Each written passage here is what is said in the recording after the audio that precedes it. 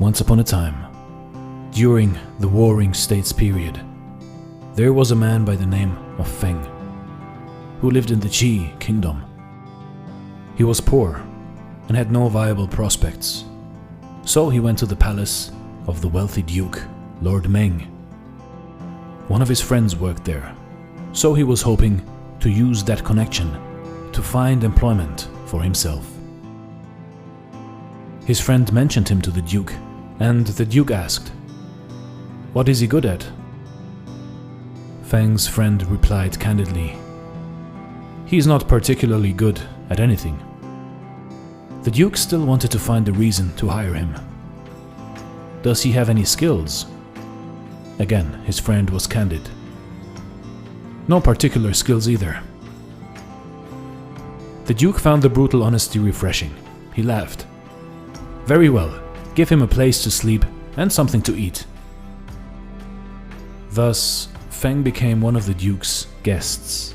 Several thousand men who served the Duke without clearly defined duties. His peers, seeing that the Duke did not hold him in high regard, tended to look down on him. However, the Duke treated him well. He got decent food, authorization to use one of the Duke's chariots, and a small allowance each month to support his elderly mother. One day, the Duke posted a sign for all to see, asking for a volunteer. There was a remote region in the Duke's territory called Zhu. The people of Zhu were in debt to the Duke from years ago.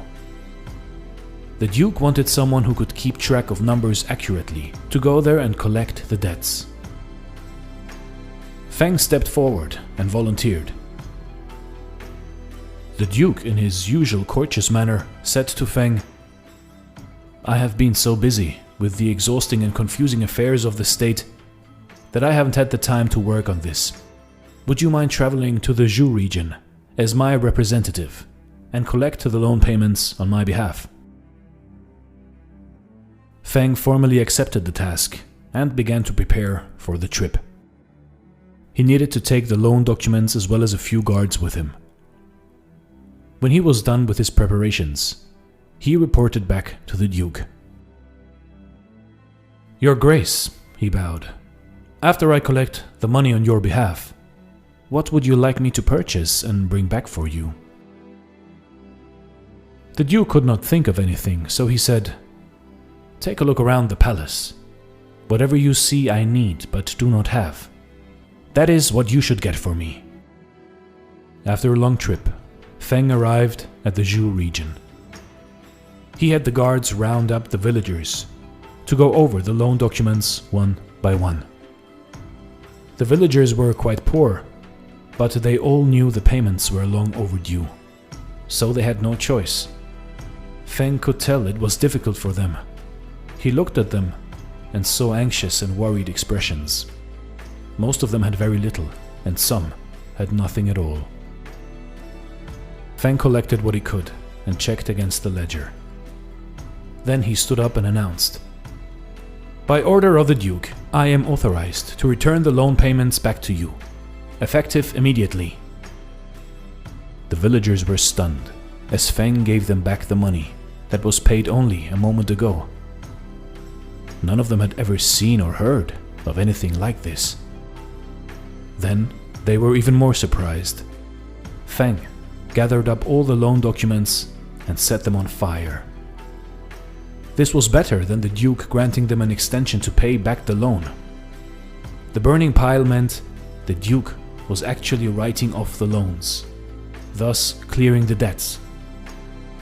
They cheered loudly. As the fire burned, they chanted, "Long live the Duke! Long live the Duke!"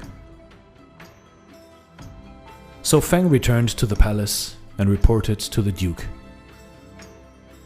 The Duke was a bit surprised and asked him, "Why are you back so soon? Were you able to collect on all the loans?" "Your Grace, I was able to collect some of the money owed to you." "Good. What did you purchase for me?" Feng said, "Your Grace, You asked me to look around and buy whatever you needed, and I did. I saw your palace full of precious treasures, your stables full of strong horses, and your harem full of beautiful concubines. The only thing you really needed was Yi, so I purchased that for you." "What do you mean by purchasing Yi?" The Duke knew Yi meant righteousness, but he could not see how such an intangible concept could be bought like some sort of goods. Feng explained, "Your Grace, you are the lord of the small Zhu region. Instead of treating the people there as a father would his children, you wanted to extract money from them. I saw how they struggled with extreme poverty, so I falsely claimed that I acted under your orders to return the money to them, and also burn up the loan documents. In response, they cheered and chanted your name. That is how I purchased Yi for you." The Duke was not happy to hear this. Although he was very wealthy and did not really need the money, he was expecting to get something, but now he had nothing. Greatly annoyed, he waved Feng away. "Fine, let us speak no more of this matter." A year later, the Duke encountered great misfortune. The power struggle that was always present in the royal court of Ji went badly against him, and King Ji indicated he would withdraw his support for the Duke. This meant the Duke's enemies were now free to attack him unopposed. Suddenly, his entire family was now in danger. Knowing the situation was grave, Feng once again stepped forward to volunteer. Having no idea how to save his family, the Duke was only too glad to let him take charge of the situation. Feng organized a small group of trusted guards and made the appropriate arrangements. In secrecy, he escorted the Duke and his family out of the palace, and they traveled toward the remote Zhu region together. He sent a scout ahead to let the villagers know they were coming. A surprising sight greeted the Duke when they were still many miles from Zhu. The villagers all came out to welcome him. Men, women, the elderly, the young. There was hundreds of them. They lined the path to Zhu, and they all cheered the Duke's arrival. As he moved through the welcoming crowds, the Duke suddenly realized this was safe haven. The villagers had already set up a secure place where he and his family could stay. He knew they would protect him by not revealing his whereabouts to anyone, especially the spies of his enemies. Finally, after days of facing what he thought was certain doom, he could now breathe a sigh of relief. He turned to Feng and said, "Sir, this Yi that you purchased for me, today I see it with my own eyes." You see, in life, in your life, the Chinese concept of Yi is translated as righteousness.